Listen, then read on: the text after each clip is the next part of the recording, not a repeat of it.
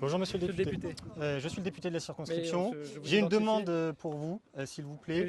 Alors vous allez me la dire. Je vais saluer d'abord Non, par respect et par correction. En 2 secondes s'il vous plaît. Arrêtez de tout casser. Arrêtez de casser l'éducation nationale. Sur vous, donc vous avez prévu C'est deux écoles qui ont été incendiées. Il y a des fermetures de classes. Il y a des fermetures de classes qui étaient prévues à la rentrée. Ces écoles, elles ne sont pas dans l'éducation prioritaire alors qu'on est dans une ville et dans un quartier qui est extrêmement prioritaire. Les jeunes, oui, mais je vous parle des enfants dans ces écoles. Ils ont besoin de moyens pour l'éducation nationale. Arrêtez de la casser, monsieur le ministre. Bien sûr. Et du coup, sur l'éducation prioritaire, est-ce que vous jugez que là c'est le bon moment? C'est un vrai sujet ici. Ces 2 écoles qui ont été incendiées, elles ne sont pas classées éducation prioritaire parce que le mode de calcul prend en compte le collège où iront les élèves. Voilà, mais ce qui n'est pas en lien avec leurs conditions de vie là dans ce quartier, qui est un quartier, une ville très populaire. Donc quand on parle de l'école républicaine, c'est aussi comment on donne les moyens à tous de bien réussir. Et je pense que les élèves de ces écoles, ils ont besoin d'être en éducation prioritaire et d'y avoir les moyens.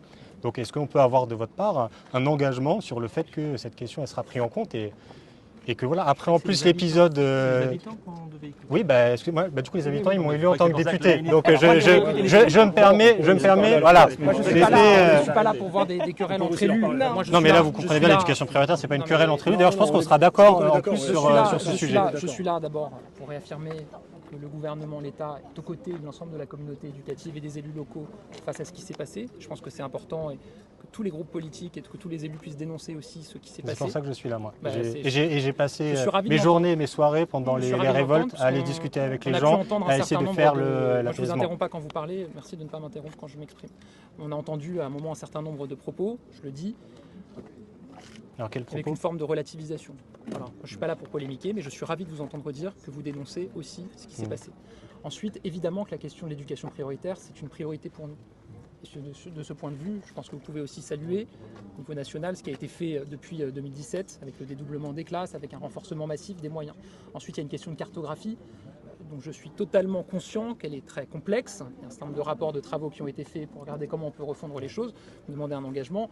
Moi je m'engage par définition à tout regarder, évidemment, parce que notre objectif, c'est quoi, indépendamment des cartographies? C'est d'accompagner plus ceux qui en ont plus besoin.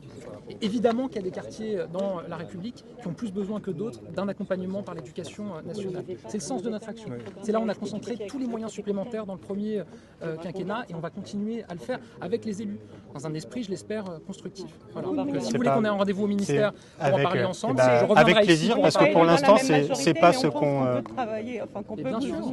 Mais attendez, pour moi, c'est pas une question. Pour moi, pour moi, c'est pas une question. Vous allez soutenir cette demande. C'est pas une question politicienne partisane, ça ne peut pas l'être. On parle de nos enfants et donc de l'avenir de la nation. Et on parle de l'école de la République, qui est quand même un des ferments de la République. Sur ce sujet-là, on doit quand même tous se retrouver ensemble. On peut avoir des débats politiques, j'ai envie de dire, c'est même sain dans une démocratie. Mais il y a quand même un certain nombre de sujets sur lesquels on doit être capable de se retrouver tous ensemble, de se retrousser les manches, de réfléchir ensemble au service du pays.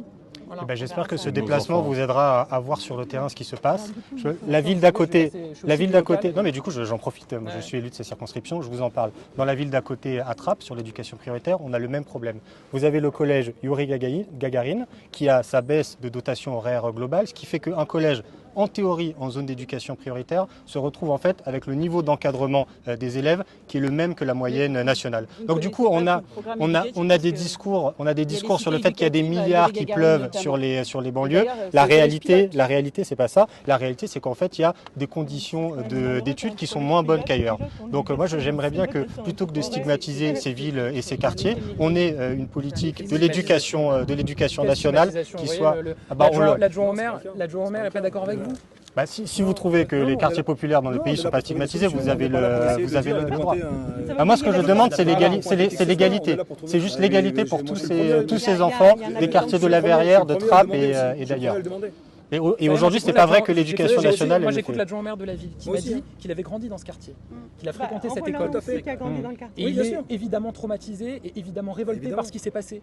Donc il ne s'agit pas de dire qu'on fait de la stigmatisation, il s'agit simplement de dire les choses. À un moment, on ne peut pas... Mais de faire les choses, s'il vous plaît, monsieur le ministre, surtout. De faire, mais du coup, et faire les bonnes choses. Pas supprimer les postes d'enseignants, pas casser l'éducation prioritaire.